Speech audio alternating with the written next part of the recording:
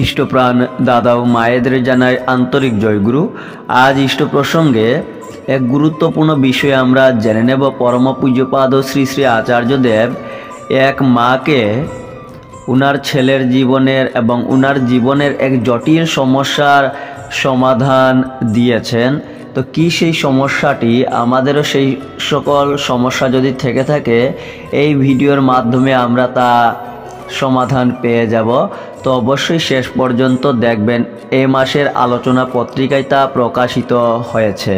এক মা আচার্যদেবের কাছে নিবেদন করলেন, তার ছেলের বিয়ে দিয়েছিলেন, 5 বছর পর ডিভোর্স হয়ে গেছে, আবার বিয়ে করবে যাতে বাকি জীবনটা সুখে থাকতে পারে, তার জন্য আশীর্বাদ প্রার্থনা করছেন তিনি।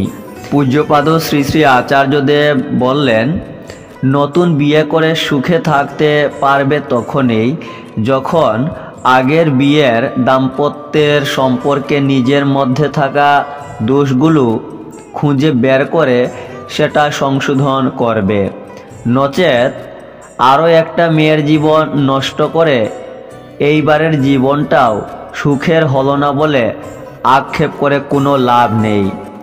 মাটি জানালেন, আগে আমার ছেলের কোনো সমস্যা ছিল না, বউটি ঠাকুর মানত না, তাই নিয়ে প্রধানত ছেলের সমস্যা।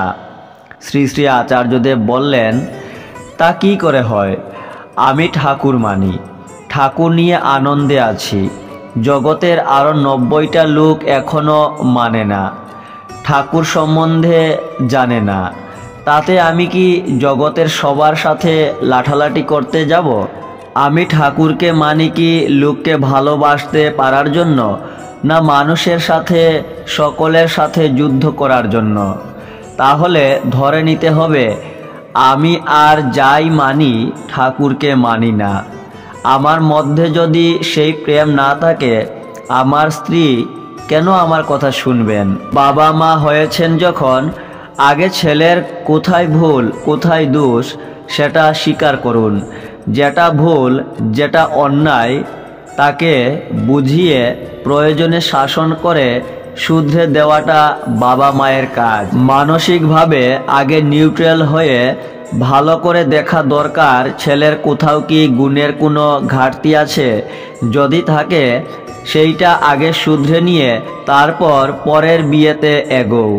শুধু ছেলের কথায় উঠবস করাটা ভালো বাবা মায়ের কাজ নয়, তাতে নিজের জীবনও নষ্ট হয়, ছেলের জীবনও নষ্ট হয়, সমাজের কথা তো ছেড়েই দিলাম। আপনারাও মহামূল্যবান তথ্যগুলি শেয়ার করতে পারেন। এই মাসের অগ্রহায়ণ মাসের আলোচনা পত্রিকায় তা প্রকাশিত হয়েছিল। জয় গুরু।